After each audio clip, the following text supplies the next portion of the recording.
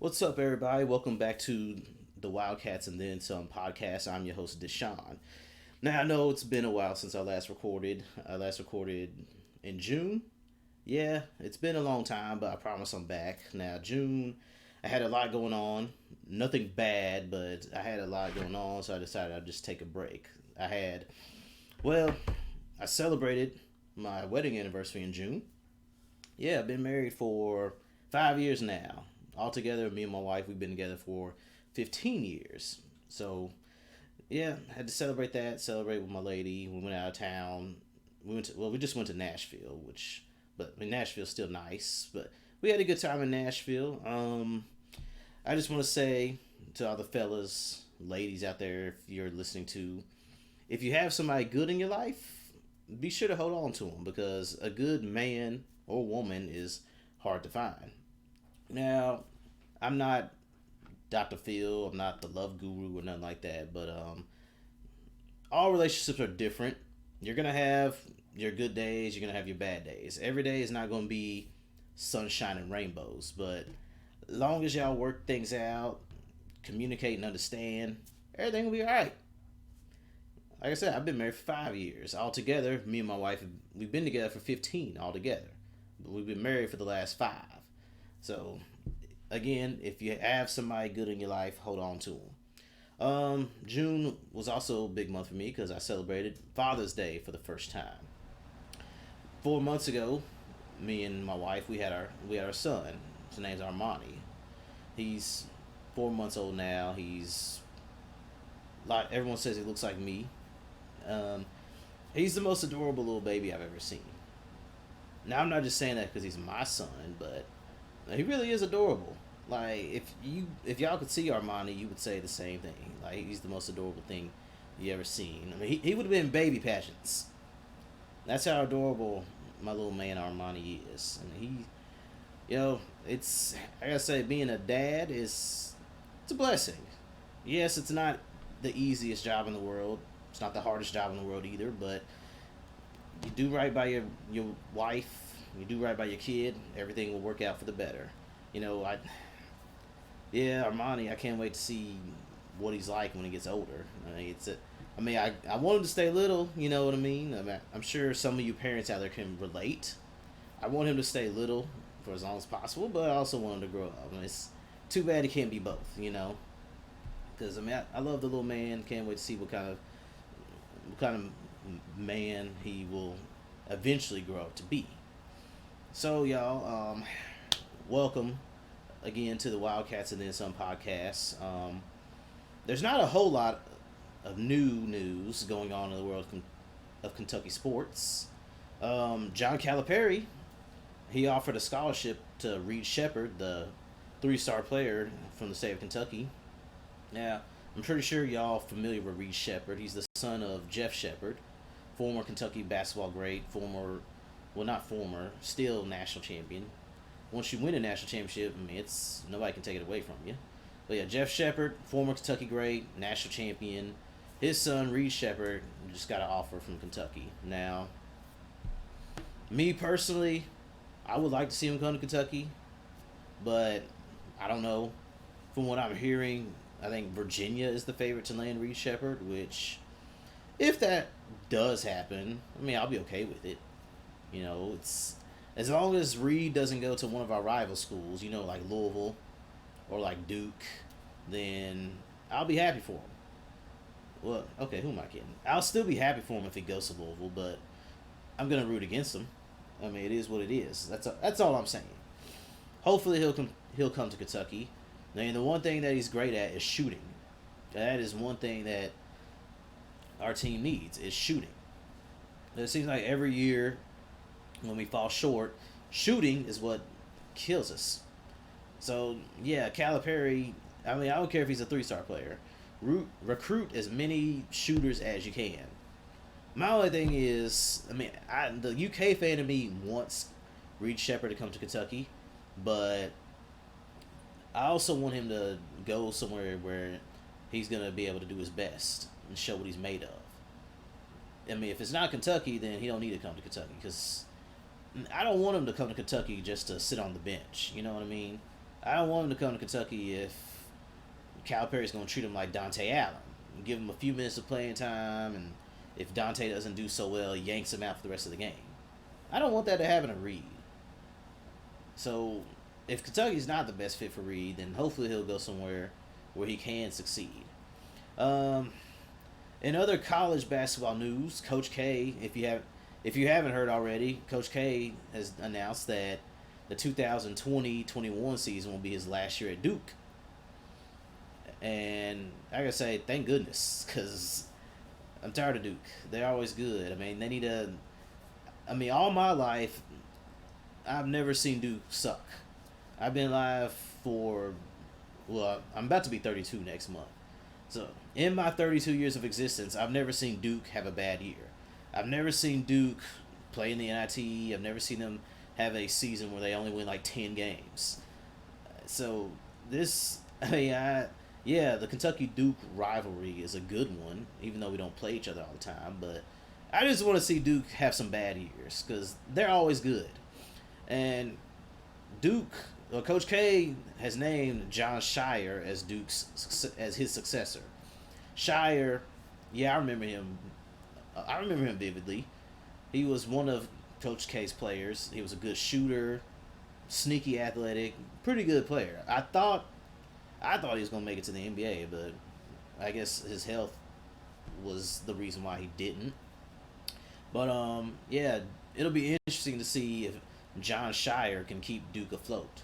Now, me personally, I think Duke, once Coach K retires, is gonna go through.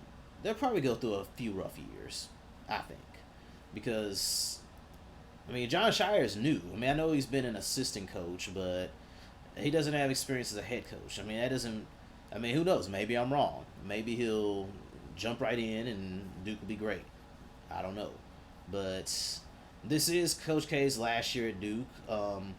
Hopefully, I mean I think Kentucky and Duke play each other this year in the Champions Classic.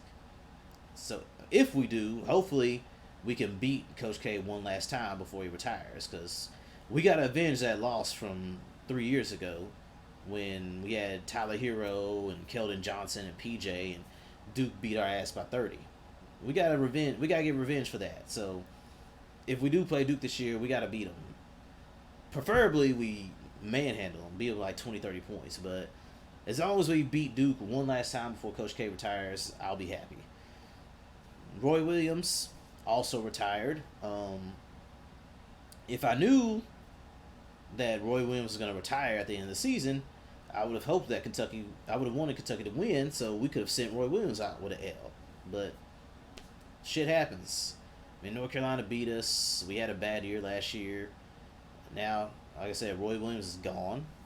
They've got Hubert Davis as their coach now, which, I'm kind of in a tight spot here because, I mean, I want to see black coaches succeed and do well. But on the other hand, North Carolina is our rival. It's like, yeah, I don't want them to do good, especially if they have to play against us. So, I mean, I do want Hubert to succeed, just not at North Carolina. Go somewhere else and win. But, I mean, I think between Duke and North Carolina, well, excuse me, yeah, Duke, I think, will be better than North Carolina this coming season. But for the seasons to follow, North Carolina will probably be better than Duke for a little bit. And then when Shire and Hubert Davis establish themselves, the rival will be a little more competitive again. That's just my take on the whole thing. But, yeah, college basketball is going to be different without Coach K. It's going to be different without Roy Williams. It'll be different without Calipari, too, whenever he decides to call it quits. So, yeah, even though I didn't like Coach K or Roy, I still respect them. I just hope next year is a good season, especially for Kentucky. Hopefully, we'll get back to being a Final Four team. Now, Kofi Cockburn, who played for Illinois, was going to transfer, but at the last minute, he decided he's going to come back to Illinois. I really wanted him to come to Kentucky, but I think we'll be fine. I think next year we'll be a good team, maybe even make it to the Final Four. We got Orlando Antigua back, which is good. He was our assistant coach when we won in 2012. We got Chin Coleman, who was one of the assistants at Illinois. They were one of the top teams in the Big Ten last year, and they made it to the NCAA tournament. Excuse me. So I'm looking forward to next year. Hopefully, it'll be better. We've got plenty of experience. We brought in Severe Wheeler, the transfer from Georgia. We Oscar Tashibwe, a transfer from West Virginia. C.J. Frederick, a transfer from Iowa. And then we have some pretty good recruits. Ty Washington, who's ranked 5-star point guard, ranked at the top 20. Bryce Hopkins, Damian Collins. I think next year's going to be a good year for us, but there are some things I would like to see next year. Number one, Coach Cal, I want you to play Dante Allen. Now, I'm not saying give him 40 minutes every night, but let the man play. Let him play through his mistakes, please. Like, I'm not, I'm not saying I can do a better job than Calipari. I'm not saying I can coach, but one thing that I know is players players don't get better if you just yank them as soon as they make one mistake. I wouldn't say it's the only way, but one of the ways that a player is going to get better is if you let him play through his mistakes. So, Coach Cal, let Dante Allen play through his mistakes, please. Another thing I like to see, please work on your free throw shooting as a team. Now, I don't know if y'all do it in practice or what, but I mean, I've had enough. I'm tired of having a terrible free throw shooting team. Please, for the love of God, work on your free throws. Please. Another thing I like to say, please try something new, especially on the defensive side of the ball. Like offense, I think our offense will be fine so long as everybody clicks and gets on the right page early. But defensively, try some new things. If man to man is not working, go to zone defense. Now, I'm not saying be like Jim Boeheim and play zone the whole game, but try it. Try it so you can get some stops so you can kill their momentum. Like, too often last year, we just let teams shoot the lights out on us. Like, three after three after three. Maybe if you play some zone defense, you might be able to stop some of them threes. Now, again, I'm not saying play zone defense the whole game, but at least try it. 2-3 zone, 3-2, boxing one, something. Like, please just use the zone defense. Please try something different, Coach Cal. That's all I'm asking. The last bit of news that I have before I move on in terms of college sports is the new name, image, and likeness, or the NIL deals. The NCAA has decided that college athletes can now make money off of their name, their image, and their likeness. And I gotta say, it's about damn time. Shit.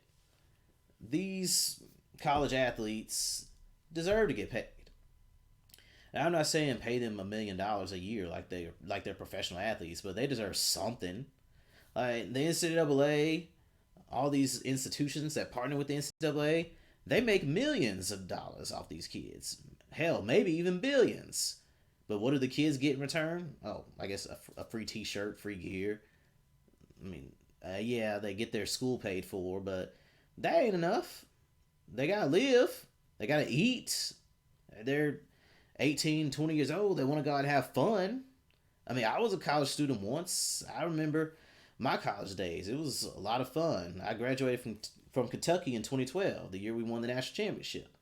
Like, these athletes are humans too. They gotta eat. They want to have fun. They gotta have clothes to put on their back. I mean, besides the free gear that you give them, so they deserve something. I mean, if these schools made millions of dollars, the kids should get a piece of the pie. Because hell, these coaches, they damn sure get a piece of the pie. Coach Cal gets paid $8 million a year. Nick Saban, he gets paid $9 million a year to be Alabama's football coach.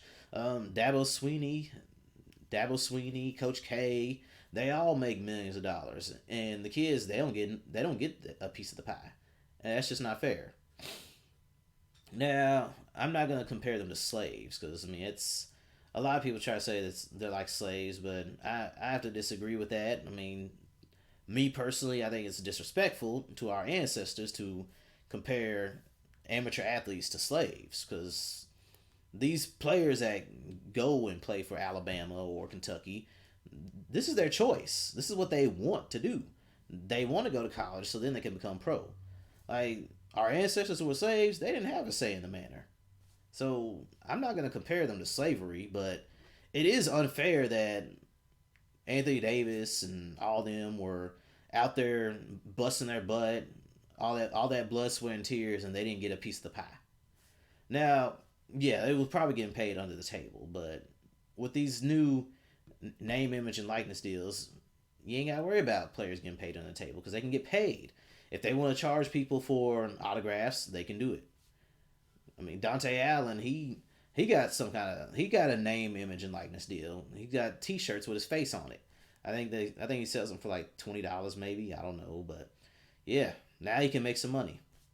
Um, Spencer Rattler, the quarterback at the University of Oklahoma, he signed a deal with Raising Cane's. Now I don't know how much money they're giving him, but I'm pretty sure it's a good amount. Uh, there was a yeah, De'Aaron King, the quarterback who plays for Miami, the Miami Hurricanes. He signed a deal where now he's gonna have a podcast and all kinds of other stuff.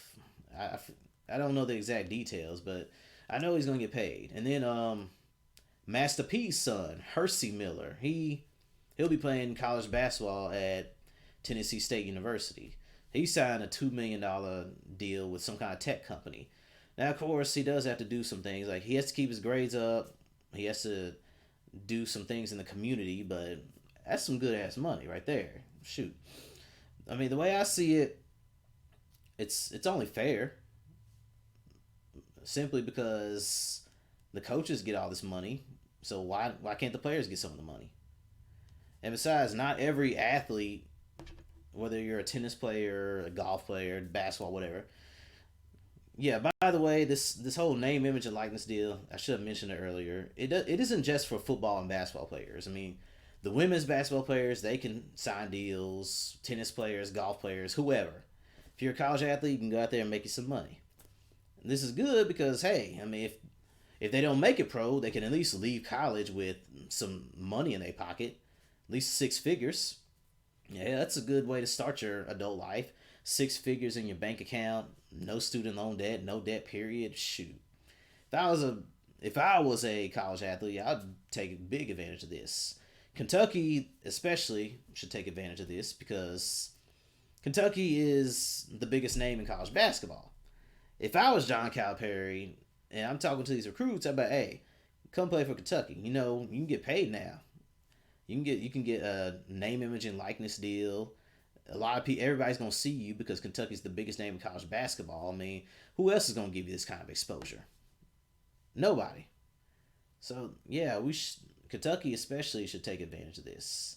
I mean, I know Alabama's going to, and other schools, Duke, Carolina, whoever. So yeah, this is great, great, great, great. Now, hopefully, hopefully now that college athletes can get paid, we can see the return of NCAA football.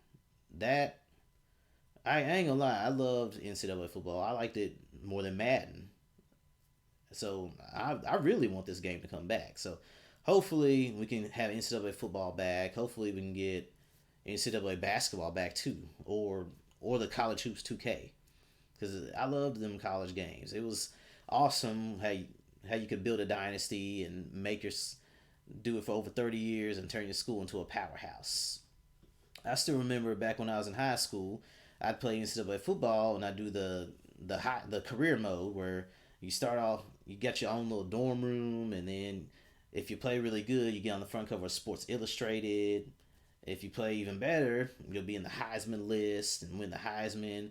And then when your college career is over, you could import your player to Madden. I want to be able to do that shit again. So hopefully we'll see a return of NCAA football, NCAA basketball, and so on. All right, y'all. If you're tired of hearing about college, good thing is I'm done. The NBA Finals are in full effects. Full effect.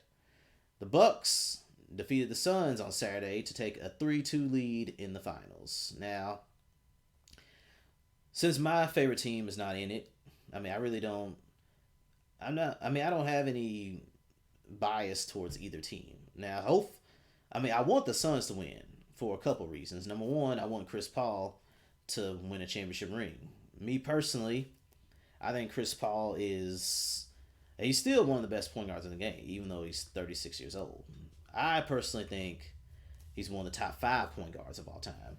I think the only players who are ahead of Chris Paul as far as all time greatness goes is Magic, Curry, Isaiah Thomas, and Jason Kidd. So I want Chris to win. Cause all of them ahead of him, they got at least one ring.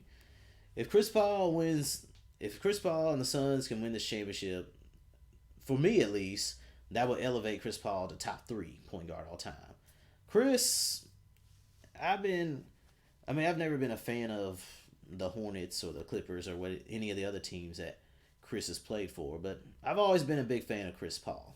He's a two-way point guard. He can score. His mid-range game is smooth. It's butter. Very effective. He's a good three-point shooter. He's a good defender. He makes everybody around him better. The only thing that's eluding him is a championship. And yeah, Phoenix really shot themselves in the foot by not winning on Saturday, because they was winning I think by like 15 in the first quarter, in the first half of the game. Then Milwaukee came back, took the lead. They went up by like 13 at one point, and then Phoenix cut the lead to within like three. But ultimately, they lost the game, unfortunately. Now, they got to win game six or it's over. Um, my prediction was the Suns would win it in six, but I don't know. Milwaukee's going to be hard to stop, especially when Giannis and Chris Middleton are on their game like this. Like, it, if if Chris Middleton has another big game on Tuesday, Milwaukee's gonna win the series, unfortunately, because Middleton. I gotta admit, that's one player I was wrong about. Chris Middleton. I always said that Chris Middleton is a star NBA player. He's just a third option at best on a super team. I never saw Chris Middleton as a legit number two option, like Scottie Pippen was to Jordan, or like what Dwayne Wade was for LeBron, or like Shaq and Kobe, you know. But Middleton is a legit number two. He has proved me wrong. Like he's had some games where he didn't play up to par, but whenever Milwaukee has needed Chris Middleton, he always comes through with a big game. He came through big against the Nets. He came through big against damn, who was it that Milwaukee beat in the Eastern Conference Finals? Shoot, I forgot. Oh, he came up big against the Hawks, and then he's came up big in the finals against the Suns. He's legit. I mean, dude can score. He can score from anywhere on the floor. He's a great shooter. Pretty good on the defensive end. Man, yeah, you're not gonna build your team around him, but if he's your number two guy, you're in good hands. But I will say this: I do think Chris Middleton is overdue for a bad game. So if Middleton does have a bad game, Suns win game six, and hopefully they'll go on to win game seven. And another reason why I want the Suns to win is because they got Devin Booker. Milwaukee doesn't have a former Kentucky player on their team, so yeah, I'm definitely pulling for Phoenix. I want Booker to win a ring. I want him to join the other Kentucky players that have rings: Tayshaun Prince, Rondo, Anthony Davis, Nazir Muhammad, and the others who have won. Because yeah, Devin Booker, to me, he's arguably the best shooting guard in the game today, as of this year. Now, unless you want to count Luka and James Harden as shooting guards, then Devin Booker's not the best. But if we're not counting them, yeah, Devin Booker's the best shooting guard in the game. Boy can shoot, great shooter. He can make the tough shots. He can knock down shots off the dribble. He can run your offense as if he's the point guard. Pretty good rebounder for his position, and he's solid on the defensive end. Now, I'm not saying Devin Booker is a two-way player, but compared to what he used to be, Devin Booker's a much better defensive player. So hopefully hopefully the Suns will win Game 6 and force it to Game 7 and then go on to win the series, so Chris Paul can get his ring and cement himself as a top 3 point guard all time. Hopefully they'll win so Devin Booker can make the claim that he's the best shooting guard in the game. So, Phoenix, I'm rooting for you. Hopefully, y'all will pull it out. Hopefully, yeah, please don't lose tomorrow. Please play out of your minds. Especially you, Chris Paul. You was good in Game 5, but you could have done just a little bit more. So, come on, Chris. You can do this. I believe in you, sons. Go out there and win Game 6. Um, another There's a couple more NBA topics I want to talk about. Player loyalty. Now, there are rumors floating around that Damian Lillard wants out of Portland. Now, of course, right now it's just rumors. Who knows? Maybe he does want to get traded. I don't know. Damian Lillard has said the right things. He hasn't said, yeah, I'm staying in Portland 100. He hasn't said, no, I want out of Portland. He's just saying the right things so the rumors can quiet down just a little bit.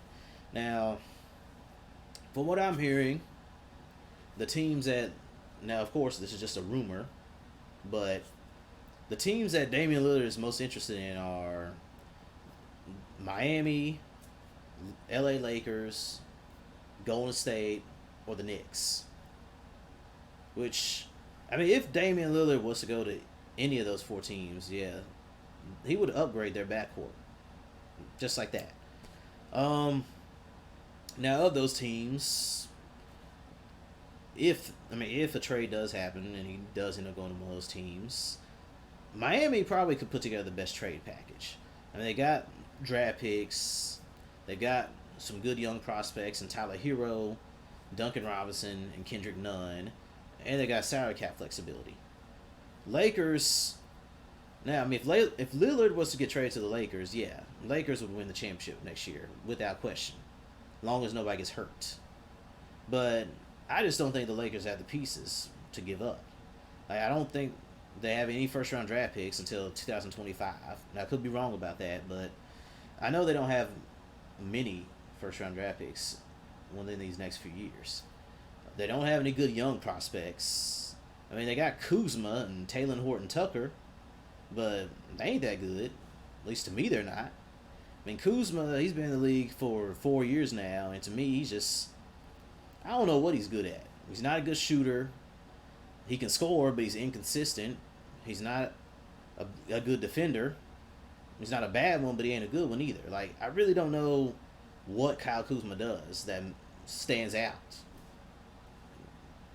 I really don't.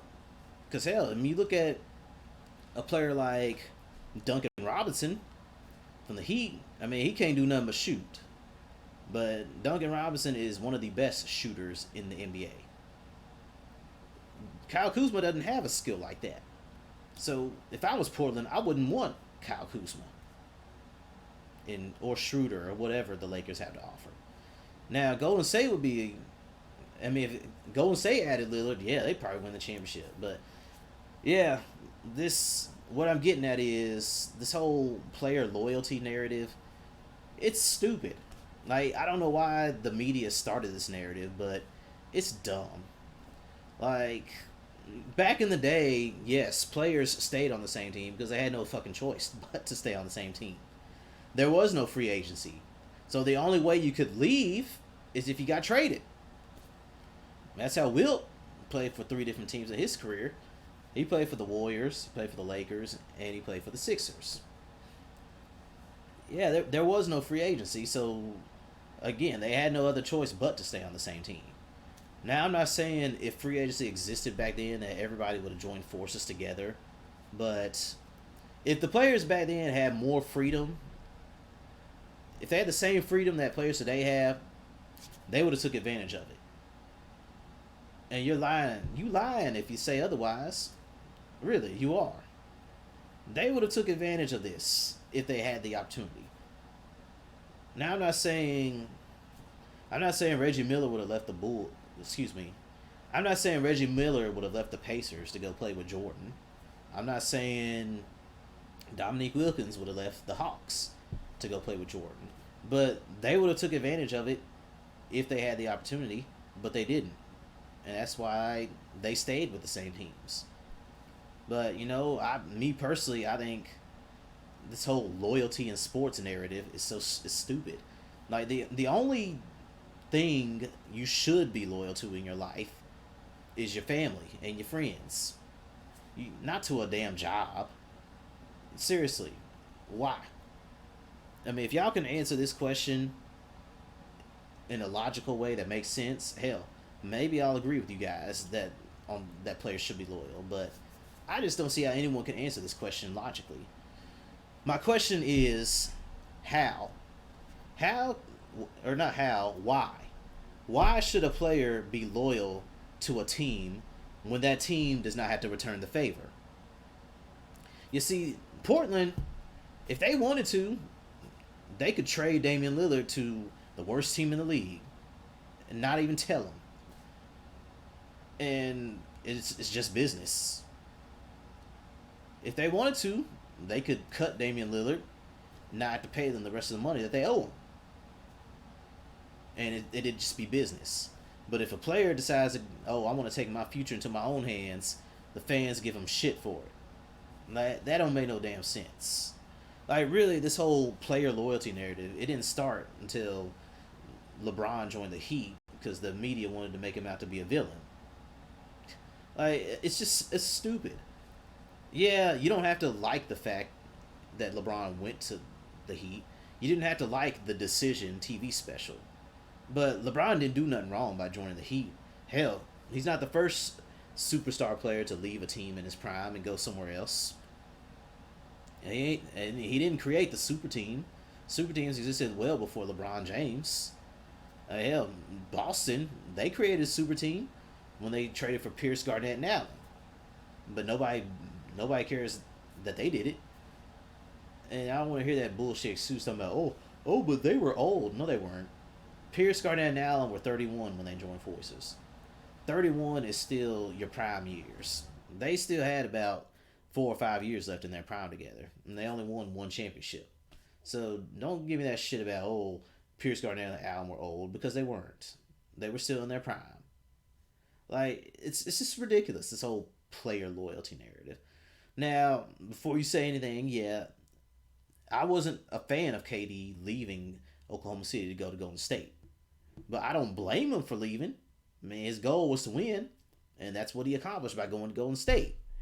Now, yeah, he did get a lot of shit from fans. I mean, they called him a snake, a cupcake, and whatnot, but you still can't take away from the fact that he's a champion. And so, hey, I don't give a damn what players decide to do. If they want a team together, do it. Because at the end of the day, you still got to play the game. You still got to go out there and win. I mean, you don't win championships on paper. So, yeah, Lillard, if you want to leave Portland, you'll have my support. I mean, even if you join the Lakers. I mean, I might not like it, but shit. It's your career. It's your career. You're the one that calls the shots. Not me, not the owners, not the other fans who want to bitch and whine because you didn't stay in Portland for your career. It's your career. Now, one last point that I want to make before I'm done. I just want to talk briefly about Team USA basketball. Now, our team don't look very good. I mean, we lost to Nigeria. Excuse me. We lost to Australia, I believe. But we did win our exhibition game the other day against Spain. No. We beat Australia. We lost our exhibition game to Nigeria, and we lost to Argentina. But we beat Spain, and we beat Australia. Now, normally I'd be excited as hell for the Olympics, but I just don't know. I mean, this year's USA Olympic team doesn't look we don't look too good. Now, thankfully, we're still playing exhibition games, but the real games start here coming soon, and we can't afford to mess around. So hopefully, I mean, I'm not expecting gold, but if we win gold, that's great. But as long as we get a silver medal, it won't be a complete disappointment. But the way our team is looking right now, I don't even know if we'll get bronze. I mean, yeah, we got KD, we got Damian Lillard. I mean, we've got some good players. KD, Lillard, Jason Tatum. Bradley Beal's not on the team no more. Zach LaVine, Bam Adebayo, Kentucky Wildcat. Draymond Green, Keldon Johnson, another Kentucky Wildcat. And we got shoot, what's that boy's name? Dang, I forgot. Oh, we got JaVale McGee. But our team doesn't look very good right now. I mean, we're not. I know this team was put together kind of at the last minute, but right now we don't look like a cohesive unit. Right now we're not playing very good defense. We don't, and we also don't have any playmakers for real. For real, that's definitely what we're missing. We need a playmaker and we need a big man. See, if we had LeBron on the team, shoot, that would we'd be fine because LeBron is gonna make sure everybody gets involved before he gets his. Now, of course, I mean, Bron and the Lakers, they got put out early. Plus, he was he was injured. Lakers got put out early. Plus, he's promoting Space Jam. So, I mean, I ain't mad at him for not participating. But we could have used LeBron or CP3 because we need a floor general out there. We could have used Anthony Davis, but Davis is hurt, so he's out. He was out. We could have used DeAndre Ayton. Like, I don't know why he didn't try out for the U.S. team. But, I mean, the good news is the finals is almost over. And once the finals end, we'll have Chris Middleton on the team. We'll have Devin Booker on the team. And Jrue Holiday. Hopefully they won't be too fatigued by the time the Olympics starts because we could really use them. I mean, we need Jrue for his defense and playmaking. We need Middleton and Booker for their shooting and scoring. But, yeah, I'm not feeling too excited about this team because we don't have a true playmaker. We don't have a LeBron or a CP3. We don't have a big man. I mean, we could use somebody like DeAndre Ayton or even, I don't know, Well, no. I was going to say Karl Anthony Towns would have been great for U.S. But Karl Anthony Towns plays for the Dominican team. But, yeah, hopefully we'll get that gold. I don't know, but if not, as long as we get the silver medal, it won't be a complete disappointment. All right, y'all. Hope y'all enjoyed the podcast. I promise y'all, I'm back. I'm back for good. I'm back for the time being. Hope y'all enjoyed it. Enjoy the rest of your Monday. See y'all next week.